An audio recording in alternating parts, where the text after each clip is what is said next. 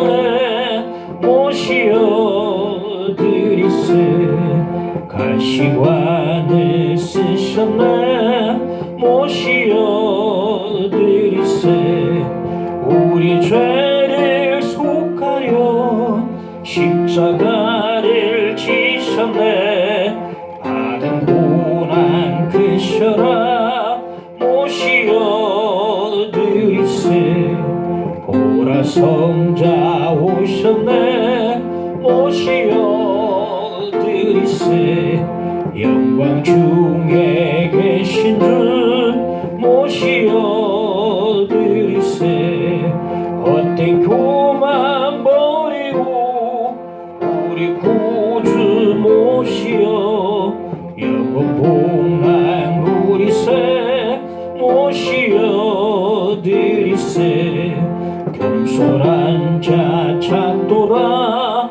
모시어 드리세 하늘에서 부르네 모시어 드리세 좋은 자리 드리고 주실 은혜 구하세 하늘나라 세우세 모시어 드리세 주여 내가 믿으니 오소서 오소서 주여 환영하오니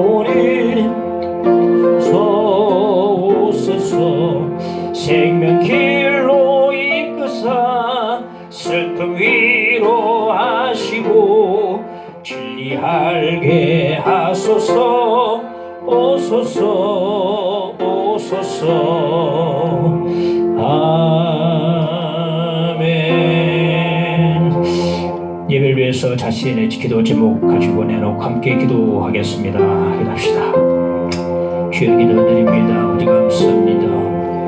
열심히 앞에 있습니다. 하나님 앞에 주여 나중에 주여 하나님의 은혜를 주심을 감사드립니다. 아버지 하나님 참으로 이런 것 없이도 이런 은혜를 주신 것 감사합니다. 주 앞에도 또 하나님 나게 하시고 아버지 하나님 앞에 온전하게 주여 받은 사명을 감당할 수 있도록 인도해 주시기를 기도드리며 주 앞에 마음으로 정성으로 앞에 나갑니다. 주여 마리아처럼 주님 무릎 아래 엎드려서 말씀을 듣기를 원합니다. 사무엘처럼 주의 말씀하옵소서 주의 종이 듣겠나이다. 주 앞에 기도함으로 나가기를 원합니다. 함께 주옵소서. 주의 은혜를 세워 주옵소서. 하나님 힘을 주옵소서. 예를 하나님 여주시옵소서. 하나님 이름을 세우시고 내주시오 새롭게 해주시오. 주여 하나님 하나님의 새로운 말씀을 듣도록 인도하여 주시기를 기도드립니다. 인도하여 주옵소서. 주여 주옵소서. 하여옵소서. 새로운 믿음을 새로운 쓸고 들어주시기를 기도합니다. 주여 하옵소서. 있습니다. 이사고 예수 이름으로 기도하옵나이다. 아멘. 사도행전 20장 13절에서 25절까지 보겠습니다.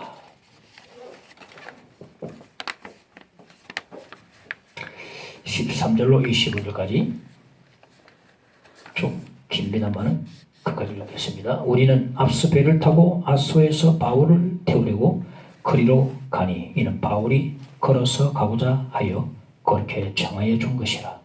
바울이 아소에서 우리를 만나니 우리가 배에 태우고 미들레네로 가서 거기서 떠나 이튿날 기후 앞에 오고 그 이튿날 사모에 들고 또 그 다음날 밀레도에 이르니라. 바울이 아시아에서 지체하지 않기 위하여 에베소를 지나 배 타고 가기로 작정하였으니 그는 될 수 있는 대로 5수절 안에 예루살렘에 이르려고 급히 가미르라. 바울이 밀레도에서 사람을 에베소로 보내어 교회의 장로들을 청하니 오매 그들에게 말하되 아시아에 들어온 첫날부터 지금까지 내가 항상 여러분 가운데서 어떻게 행하였는지를 여러분도 아는 바니 곧 모든 겸손과 눈물이며 유대인의 강교로 말미암아 당한 시험을 참고 주를 섬긴 것과 유익한 것은 무엇이든지 공중 앞에서나 각 집에서나 거리낌이 없이 여러분에게 전하여 가르치고 유대인과 헬라인들에게 하나님께 대한 회개와 우리 주 예수 그리스도께 대한 믿음을 증언한 것이라. 보라, 이제 나는 성령에 매여 예루살렘으로 가는데 거기서 무슨 일을 당할는지 알지 못하노라. 오직 성령이 각성해서 내게 증언하여 결박과 환난이 나를 기다린다 하시나, 내가 달려갈 길과 주 예수께 받은 사명 곧 하나님의 은혜 복음을 증언하는 일을 마치려 하면은 나의 생명조차 좀 더 귀한 것으로 여기지 아니하노라. 보라, 내가 여러분 중에 왕래하며 하나님의 나라를 전파하였으나 이제는 여러분이 다 내 얼굴을 다시 보지 못할 줄 아노라. 볼 줄을 아노라. 네. 할렐루야, 반갑습니다. 드로아 이야기까지 지난주에 했습니다. 드로아의 형제들이 창에서 걸터앉아 졸다가 떨어져 죽은 유두부를 하나님이 살리신 걸 보고서 다 믿음이 충만하고 기쁨이 충만했습니다. 그래서 그들은 다시 성찬식을 하고 날이 새기까지 은혜를 나누었다, 그렇게 말씀했습니다. 아침이 되자 사도 바울 일행은 드로아를 떠나서 아소라는 곳으로 이제 갑니다. 먼저 우리가 살펴볼 대지는 홀로 걷는 바울이라. 근데 바울은요, 아소로 이제 가는데 먼저 그의 일행을 배를 태워서 먼저 보냅니다. 자신은 걸어서 갑니다. 13절에 보면 우리는 앞서 배를 타고 이렇게 말하고 있는데, 우리라고 하는 말 보니까 누가가 포함돼요? 누가까지도 배를 태워서 먼저 아소로 보냈습니다. 그럼 바울 혼자 지금 남아있는 겁니다. 우리라고 하니까 바울이 누가복음의 저자가 누가니까 우리라고 하니까 누가가 포함되지 않습니까? 그러니까 누가까지도 배를 태워서 보냈다. 바울이 혼자 남았다. 드로아에서 아소까지는 약 32km 정도 거리가 됩니다. 이 거리를 바울이 홀로 걸어가는 것입니다. 왜 그렇게 혼자 걸어갔을까요? 오늘 본문에는 구체적으로 나오지 않습니다. 본문은 앞뒤 설명 없이 바울이 혼자 걸었다고만 기록하고 있어요. 그래서 우리는 추측을 해볼 따름입니다. 예수께서도요, 그 분주한 사역 현장을 벗어나서 때로는 홀로 한적한 곳을 찾기도 하셨거든요. 바울도 마찬가지입니다. 홀로 있는 시간이 필요했다. 홀로 있는 시간이 필요했다. 지금 아니면 혼자 있는 시간도 없습니다. 또다시 사역의 한복판에 또 서게 되거든요. 그리고 지금이야말로 참으로 혼자 있는 시간이 필요한 시간이다. 이 시간은 사역하는 시간이 아니고 하나님과 대면하는 시간입니다. 홀로 조용히 길을 걸어가면서 자신의 전도 여행을 한번 되돌아보는 것입니다.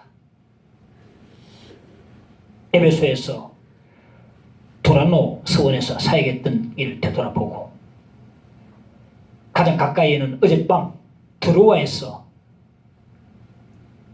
창에 걸터앉았다가 떨어진 유도구가 다시 살아난 일을 되돌아보았을 것입니다. 죽었던 유도구가 살아나니까 사람들이 기뻐하고 박수치고 바울이 살린 양 바울을 칭찬하고 그렇게 했습니다. 바울은 이렇게 홀로 걸으면서 이러한 세상의 박수와 이런 칭찬에서 벗어나고 싶은 겁니다. 세상의 잡음과 소음이 심하면 하나님 음성이 들리지 않아요. 바울은 홀로 걸으면서 세상의 잡음과 소음으로부터 멀리 벗어나고 싶은 겁니다. 그래서 지금 다 보내고 홀로 지금 32km를 지금 혼자 걸어가는 겁니다. 걸어가면서 혹시나 내가 사역 가운데 실수한 것은 없는지, 내 칭찬에 부하 내동돼 가지고 즐긴 것은 없는지, 또 하나님의 영광을 내가 가로챈 적은 없는지 곰곰이 생각하면서 이 길을 걷는 것입니다. 그리고 또 하나, 나의 전도 여행은 지금 어디까지 와 있는지, 나는 전도 여행 지금 어디쯤 서 있는지, 앞으로 남은 이 사역을 어떻게 되겠는지 한번 그려보는 것입니다. 사도 바울은요, 예루살렘에 이제 올라가서 로마로 갈 계획이 있었어요. 로마로 가게 되면 그의 사역은 이제 거의 마무리가 되는 것입니다. 이 계획 하에 이제 움직여 나가는데, 이 계획 위에 하나님의 인도하심과 하나님의 도우심이 있기를 길을 가면서 조용히 구했을 것입니다. 하나님 도와주십시오. 마지막까지 잘 걸어가도록 도와주십시오. 그렇게 기도하면서 갔을 것 같습니다. 저는 홀로 걷는 시간을 참 좋아합니다. 홀로 걷는 시간보다 홀로 있는 걸 좋아해요. 책을 보고 혼자 있는 게 그걸 좋아. 그래서 철학 가운데 쇼펜하우어를 좋아합니다. 뭐 그 사람 신앙인은 아닙니다만은 쇼펜하우어는 혼자 있기를 즐겨라 하는 사람. 저도 혼자 있는 걸 좋아하고 혼자 걷기를 좋아합니다. 혼자 걸으니까요, 너무 많은 것들이 나에게 생각이 구상이 되어지고 얻는 것들이 너무 많아요. 그리고 나는 지금 어디쯤 와 있고 앞으로 나는 얼마나 남아있고 난 어디로 가는가, 이것을 걸으면서 생각하는 겁니다. 저 약동강하고 뚝을 쫙 걸으면서, 이게 때로는 조깅도 하다가 걷다가 쭉 너무너무 좋아요. 이 걷는 시간 홀로 하나님과 대면하고 찬양하고 기도하고 찬양도 많이 합니다. 너무너무 좋아요. 우리가 어느 일에 집중하면요, 회로가 딱 막혀버려요. 근데 놔두고 책상에서 일어나서 걷기 시작하면 회로가 막 살아납니다. 여러 가지 아이디어가 떠오르고 하나님의 그런 음성 들리고 많은 그런 계획들, 구상이 생겨나고, 우리가 살아가면서 때로는 분주한 일상에서 벗어나서 홀로 걷는 시간이 꼭 필요합니다. 화이트 타임이 필요하단 말이에요. 큐티하는 시간이 필요해요. 사람 만나기 전에, 직장 가서 사람 만나기 전에 먼저 하나님 먼저 만나야 돼. 직장 회의하기 전에 하나님과 먼저 회의를 해야 됩니다. 예레미야 말 보니까 하나님과 회의한다 그랬어요. 하나님 회의에 내가 들어갔다 말했어요. 하나님 회의에 들어가니까 하나님 말씀이 들리고 하나님 계획이 들려지고, 알죠? 하나님 회의에 참여하지 않으면 무슨 말씀인지 하나님의 계획이 뭔지 모른다는 거예요. 에스겔도 보니까 하나님 회의에 참여한다 그랬어요. 하나님 회의에 참여하는 고요한 시간 꼭 필요하다. 이 시간은 사역하는 시간 아니고 하나님과 고요히 대면하는 시간이거든요. 이런 목적으로 바울이 홀로 걷지 않았을까, 저는 그렇게 생각합니다. 두 번째 살펴볼 점은 바울의 열정입니다. 사도 바울이 아소에서 이제 일행을 만나서 합류해서 배를 타고 미둘레네로 가고, 미둘레네에서 기오로 가고, 기오에서 사모로 가고, 사모에서 밀레도 항구로 도착하게 됩니다. 아소에서 밀레도까지는 약 200km가 되는데 나흘이 걸렸다고 말해주면서, 나흘 4일이 걸렸다. 사도 바울이 다른 데 들르지 않고 다른 사역을 하지 않고 이렇게 서둘러서 지금 여행하는 까닭이 뭐냐, 16절에 보니까 이는 될 수 있는 대로 오순절 안에 예루살렘에 이르려고 급히 가미라라. 바울의 원래 계획은 6월절 7기에 예루살렘에 도착하는 것이었어요. 어떤 사람들 말이 오니까 말씀을 전하기 쉽고, 그런데 출발하려고 하는데 자기를 살해하려고 하는 사람이 있다는 소문을 듣고 빙 둘러서 가다 보니까 시간이 많이 지체가 돼버렸습니다. 6월절 절기는 못 가고 6월절부터 50일 뒤에 있는 축제 오순절 안에 들어가려고 하기 위해서 들어가서 이제 마게도냐 여러 교회에서 거둔 구제 헌금을 예루살렘에 전달하기 위해서 이렇게 지금 서둘러서 길을 가고 있는 것입니다. 그런데 저는 가만히 생각해 봤어요. 과연 바울이 이 구제 헌금을 예루살렘 교회에 전달하기 위해서 이렇게 서둘러서 가는 것이 이것밖에 없을까? 목적이 그것밖에 없을까? 다른 목적은 없을까? 생각해 봤어요. 급히 가버려라. 여기서 바울의 열정을 느꼈습니다. 급히 가버려라. 바울의 전도 사역은 에베소를 정점으로 찍고 지금 이제 내려오고 있습니다. 이제 끝이 보이기 시작합니다. 그토록 자신이 염원했던 로마에 가면은 그 전도 여행에 대단히 이제 막을 내리는 셈이 되거든요. 바울은 한시 빨리 그 로마를 보고 싶었어요. 로마를 보고 싶었다. 그래서 총각을 다투어서 지금 서두르고 있는 것입니다.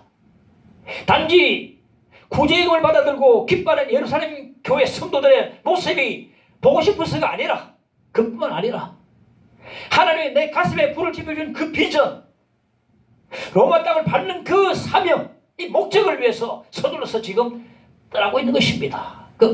이 바울이 로마를 밟기 위해서 그 목적을 위해서 서둘러서 지금 여행을 하고 있는 것입니다. 오스 기니스는 자신의 책 카르페 디엠에서 독자들에게 오늘 붙잡아라고 소리치고 있어요. 오늘 붙잡아라. 이 카르페 디엠 뜻이 오늘 붙잡아라는 뜻입니다.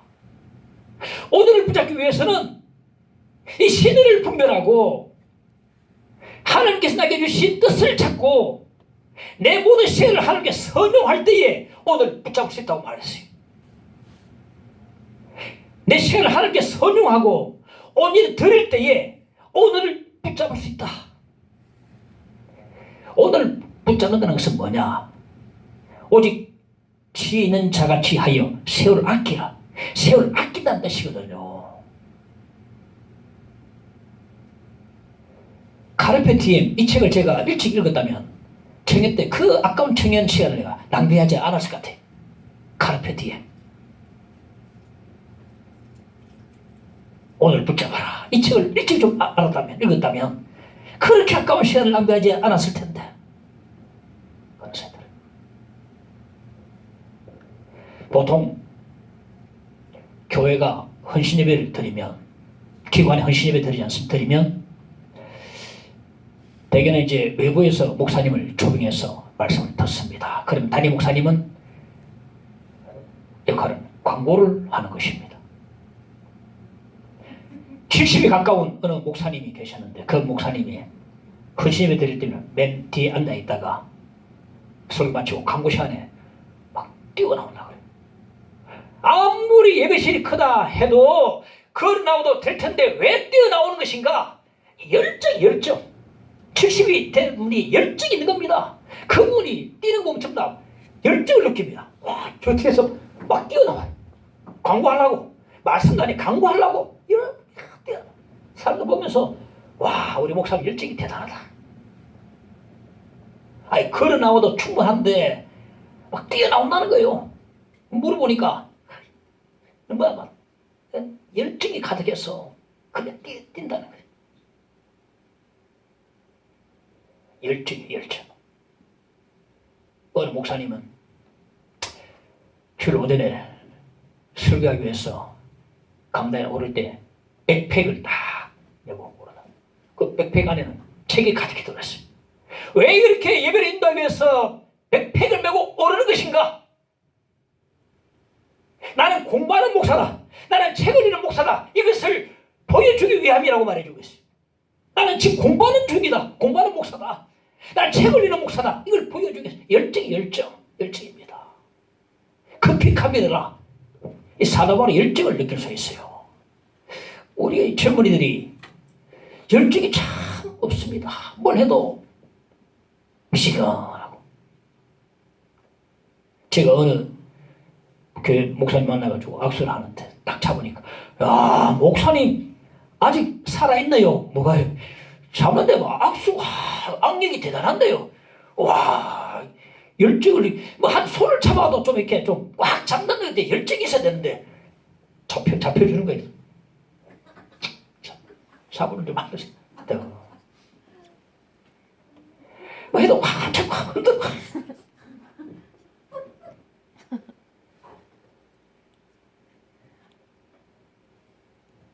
트럼프하고 푸틴 만나니까, 트럼프하고 푸틴 만나고 서로 악수하는데 보니까 서로 막 땡기더라고. 여기다 이렇게 누가 트럼프한테 잡으면 땡기거든요. 가 땡겨. 내가 더 이제 뭐가 체험한다는 것이 열정이야, 열정. 열정이 있을 때. 급히 가비르라. 여기서 사도 바울이 열정을 느낄 수 있습니다.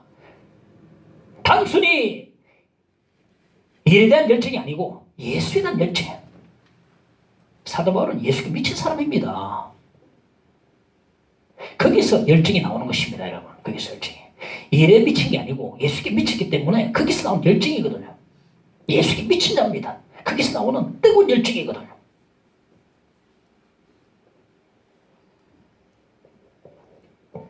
열정을 좀 가져야 됩니다.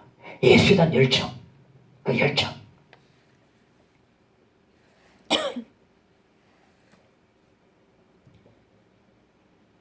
여러분도 아는 바라 세 번째. 자, 사도 바울이 일행이 밀레도에 했는데,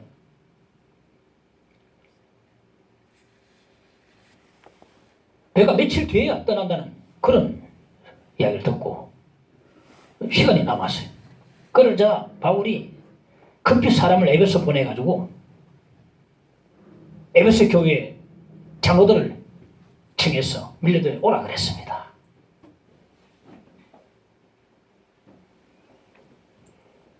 밀레도에서 에베소까지는 한 42km 정도 된다고 합니다.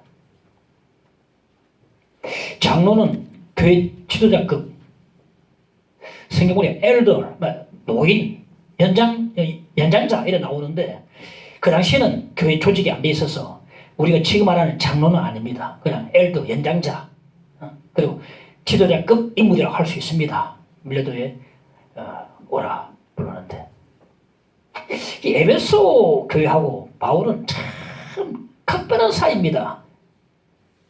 이 바울은 에베소에서 3년을 머물면서 사역을 했거든요. 이만큼 오랫동안 머물며 사역했던 곳이 없습니다. 그러므로 그만큼 애착이 가는 곳이 에베소였어요. 이 에베소 교회 장로들을 밀레도에 불러서 그들 앞에서 밀레도에서 고별 설교를 합니다. 18절에 보니까 오매 그들에게 말하되 아시아에 들어온 첫날부터 지금까지 내가 항상 여러분 가운데서 어떻게 행하였는지를 여러분도 아는 바니, 여러분도 아는 바라. 무슨 말입니까?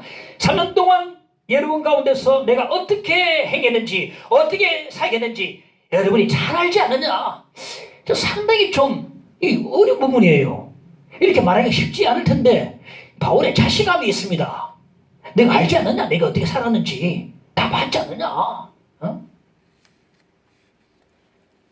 마치 쇼윈도에 들여다보는 것처럼 바울의 모든 생활, 삶, 사회까지 전부 다 그들이 속속들이 다 들여다봤다는 겁니다. 부담이 들 텐데 바울은 다 알지 않느냐? 어떻게 살았는지. 이렇게 자신있게 좀 자기 생활을 오픈시켰으면 좋겠어요. 네 가지를 언급합니다. 첫째, 겸손이다. 겸손을 알지 않느냐? 이런 말. 바울 스신의 자신을 예수 그리스도의 종이라고 부르거든요. 종은 곧 노예입니다. 노예. 종이하니까 뭐 종하고 노예 개념이 좀 의감이 다른데 그건 노예입니다. 노예. 이 바울이 예수님의 노예라면 예수님은 바울의 주인이 되거든요. 종이 교만할 수 있겠습니까? 종은 겸손해야 됩니다. 이 종의 특징은 겸손하게 주인을 섬기는 것입니다. 우리 예수를 믿으면 겸손해집니다. 점점. 왜?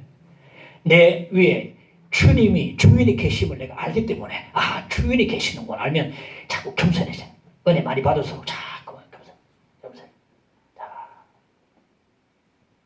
아직 아직까지 주인을 발견하지 못했다면 그는 아직 종이 아닙니다.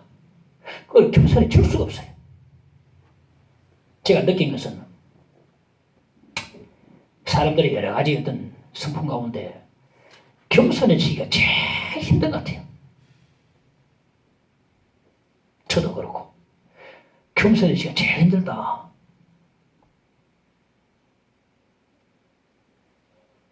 좀 알면 막 그냥 막 내가 말하고 싶고, 좀 알면 말하고 싶어요. 내가 안다.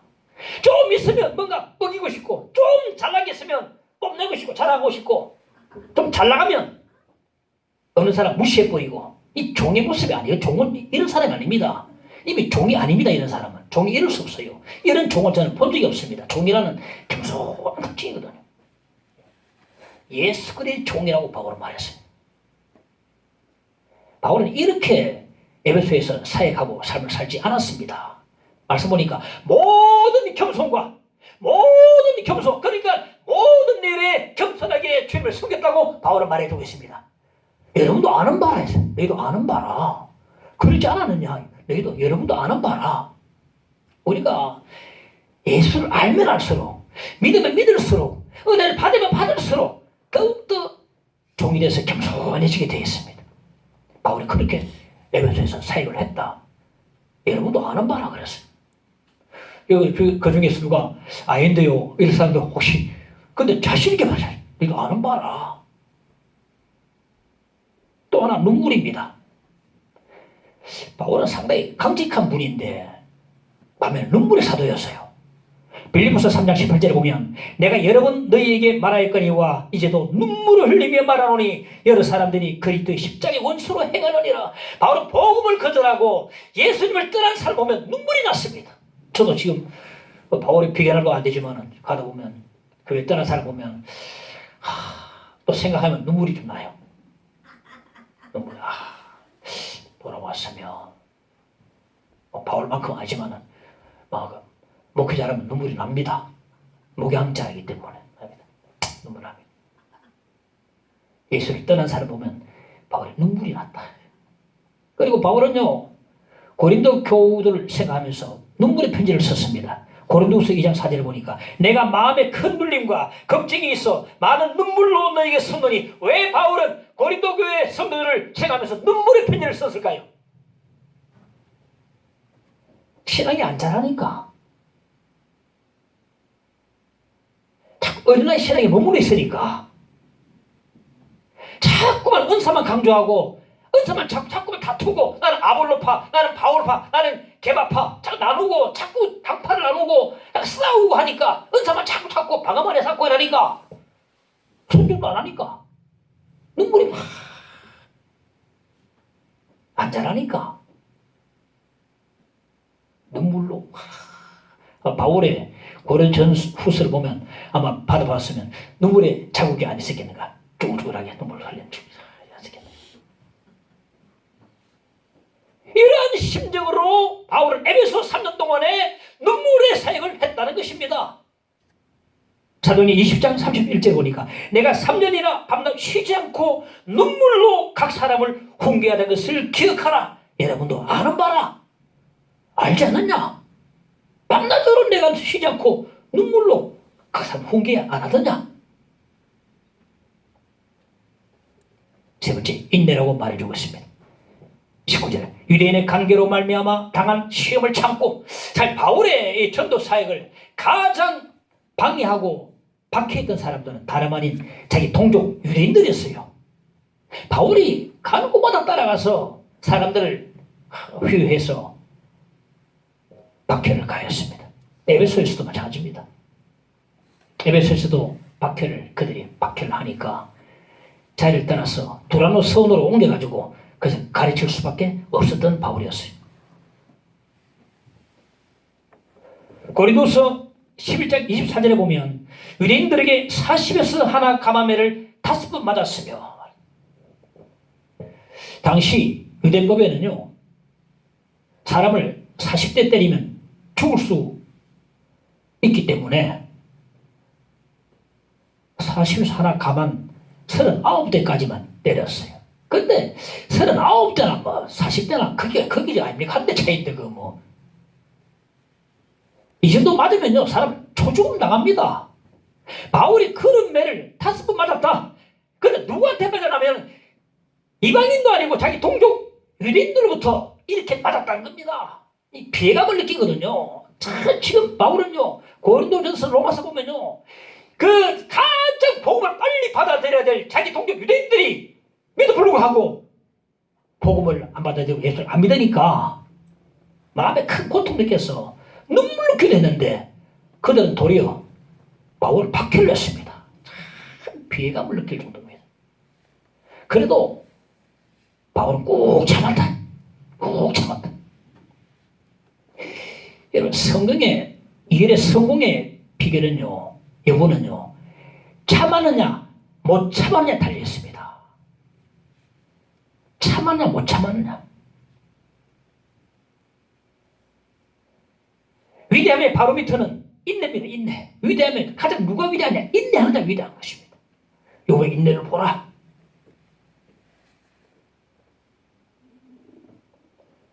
바울은 에베소 3년 동안 인내했습니다. 내가 여러분 가운데 있을 때에 얼마나 참았는지 여러분 잘 알지 않느냐? 여러분도 아는 바라. 바울의 자신감이에요.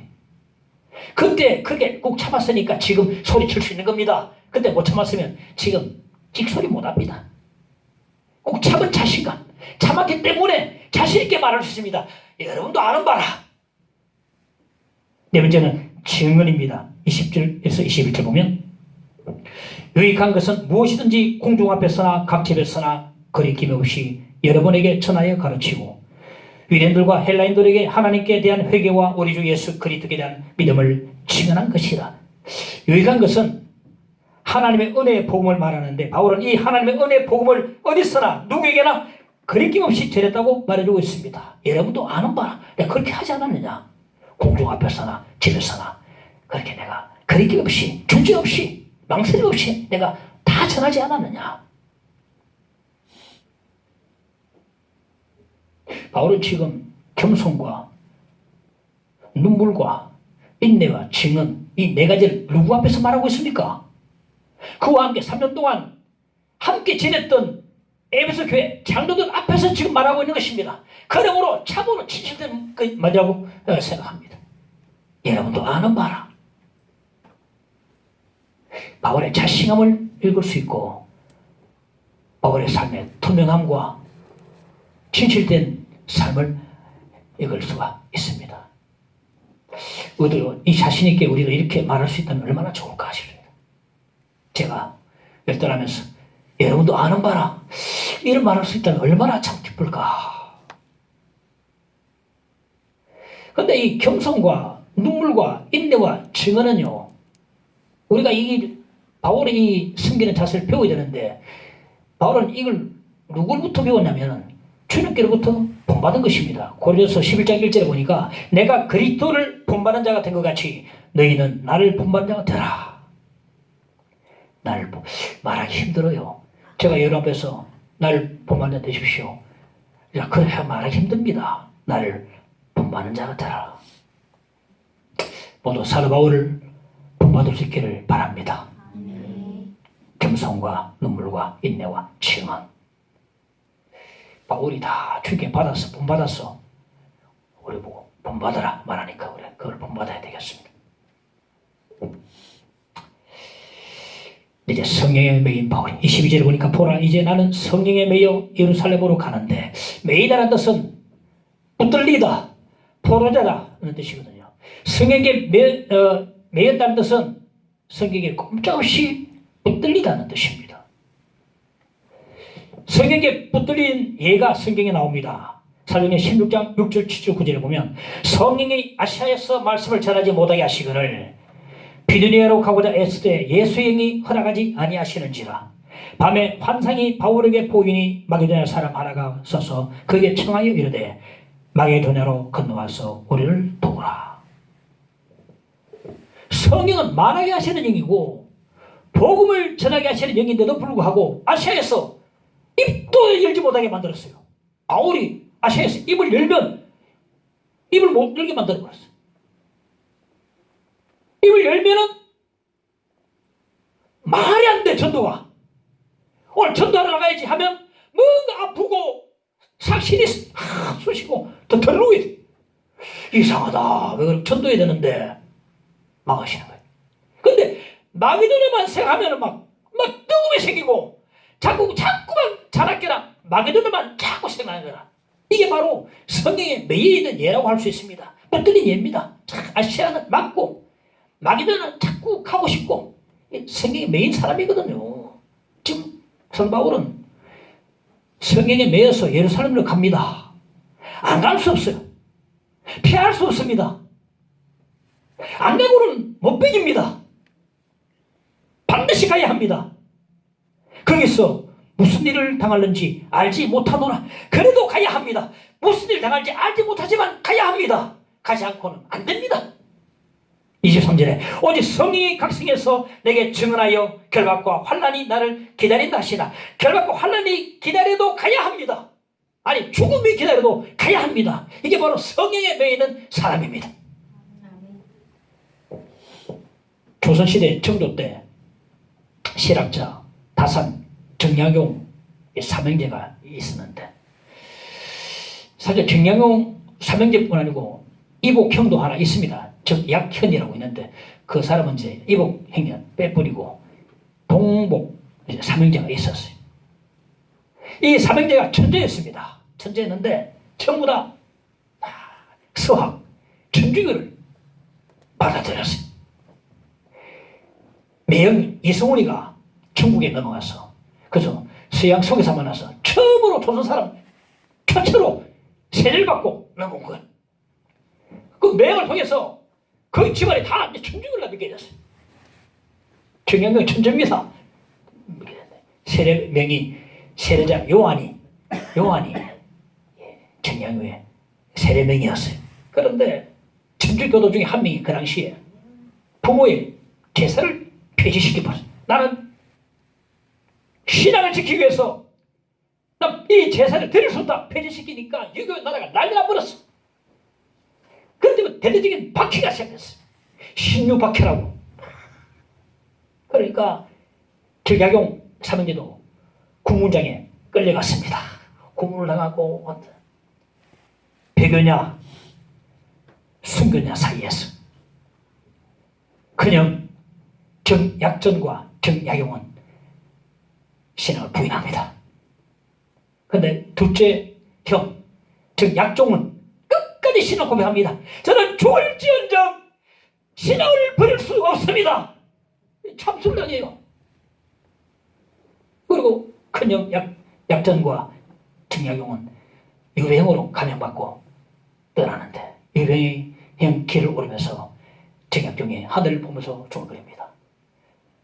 과연 둘째의 길이 옳은 것인가?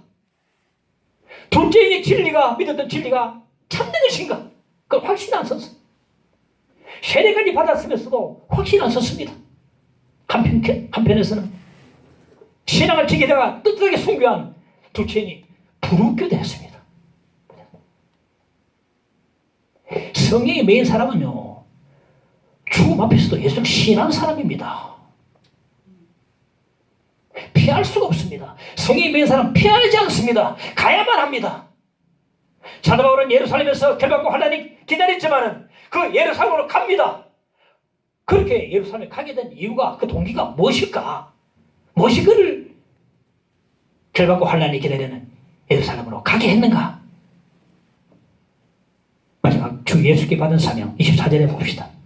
내가 달려갈 길과 주 예수께 받은 사명 곧 하나님의 은혜의 복음을 증언하는 일을 마치려 하면은 나의 생명조차 조금도 귀한 것으로 여기지 아니하노라.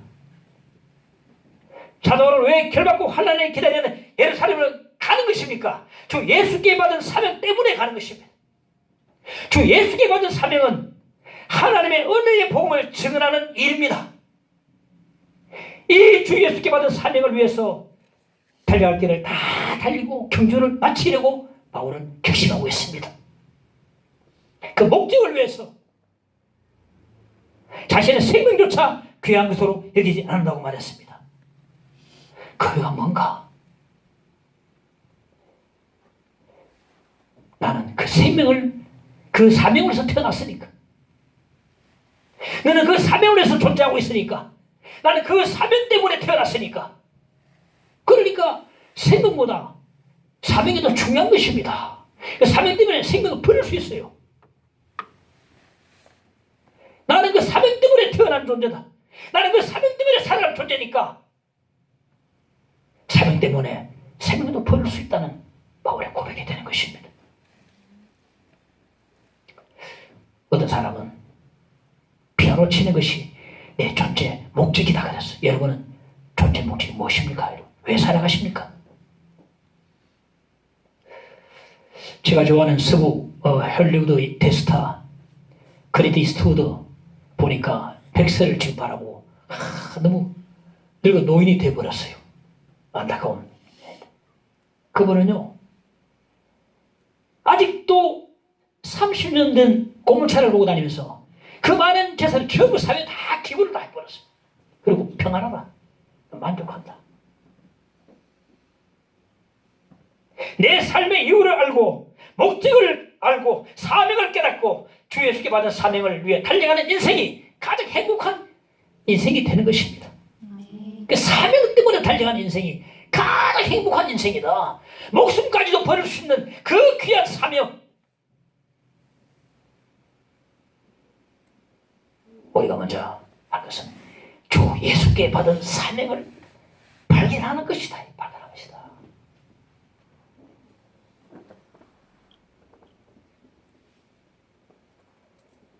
여러분, 목적 있는 삶을 사시기 바랍니다.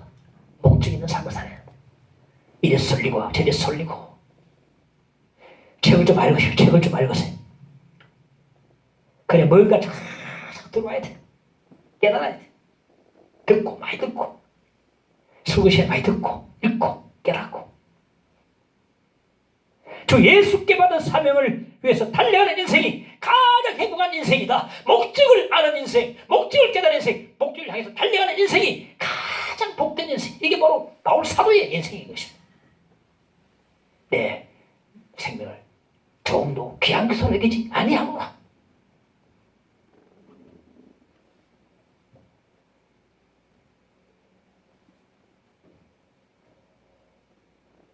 주 예수께 받은 사명 여러분 발견하시기 바랍니다. 몸부림쳐봐야 됩니다. 모르면 막 살 수 없어요. 한 번밖에 없는 인생. 김환란 박사는 입깨닫교에서 하루 철학기도 하다가 하나님 만나서 그 이화여대 초대 총장으로서 막 그 해나가는데 물론 그분의 결함도 있습니다. 뭐 친일파니 그런 그 있는데 안타까워요. 그 보면. 그러나 발견한데 기도하면서 말씀 붙잡고 씨름하다가 발견하니까 막 달려가는 겁니다. 어디 다른 데 둘러볼 시간이 없어요. 25절에 이제는 여러분이 다 내 얼굴을 다시 보지 못할 줄 아노라. 무슨 말입니까? 다시는 나를 보지 못하더라도 나 대신 이 하나님의 은혜 복음을 여러분이 좀 전해주시오. 이렇게 부탁을 하고 있는 것입니다. 나 대신에 나를 보지 못하더라도 나 대신에 교회 돌아가거든 이 하나님 은혜 복음을 좀 전해주시오. 전해주시오. 부탁을 하고 있습니다. 우리는 이 사명 때문에 부름받은 자들입니다. 우리 이 사명 마치기까지 달려가야 할 자들입니다. 이게 뭐 우리의 목적이 되고 우리의 사명이 되고 얼마나 그러면 주님 말씀하시기를 마지막에 자네다 충성된 종아 네가 장하늘에 충성했으니 큰 밖에 맡기노라. 이 살아가면서 사람의 칭찬 아무것도 아닙니다. 궁극적으로 하나님의 칭찬이 있어야 그게 진짜입니다. 어느 피아니스트가 관객들 앞에서 피아노를 치는 관객이 잘 모르잖아요. 청중들은 하나 맞히면 와 근데 스승은 아직 모르다 한 번 더 피아노를 연주합니다. 관객들은 또 와 스승은 세 번째 연주하니까 스승이라서 그것도 인정 받는 겁니다. 여러분. 이 시대에 살아가면 세상의 칭찬은요 아무것도 아니에요. 하나님께서 궁극적인 칭찬이 있을 때에 진짜 잘 달려간 인생이 되는 것입니다. 목적이 있는 인생. 내 생명까지도 좀 더 귀한 것으로 여기지 않고 사명을 해서 헌신하고 달려가는 인생, 족게 받은 사명이 발견되어지고 있고 달려가는 인생이 가장 복된 인생이라고 오늘 말씀해주고 있는 것입니다. 죽게 받은 인생, 이 사명 가지고 끝까지 달리는 저와 여러분 되시기를 주의 이름으로 간절히 축원을 드립니다. 한번 찬양합시다. 508장 우리가 지금은 나그네 되어도.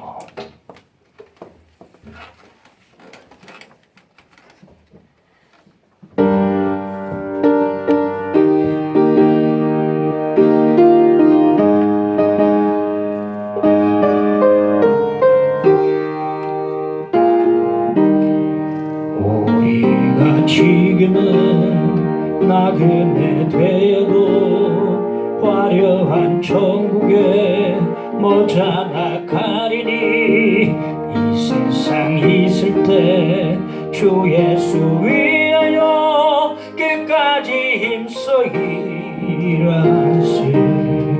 주 내게 부탁하시니 천사도 흠모하겠네. 화목해 하라시 구주의 말씀을 온 세상 널리져 하시. 주 예수 말씀이 온 세상 만민들 흉악한 죄에서 떠나라 하시니 말씀 듣고서 새 생명 얻으라 이 기쁜 소식 전하세. 주 내게 부탁하시니 천사도 흠모하겠네. 화목해 하라신 구주의 말씀을 온 세상 널리져 하세. 영생의 복락과 천국에 갈 길을 만 백성 알도록 나가서 전하세.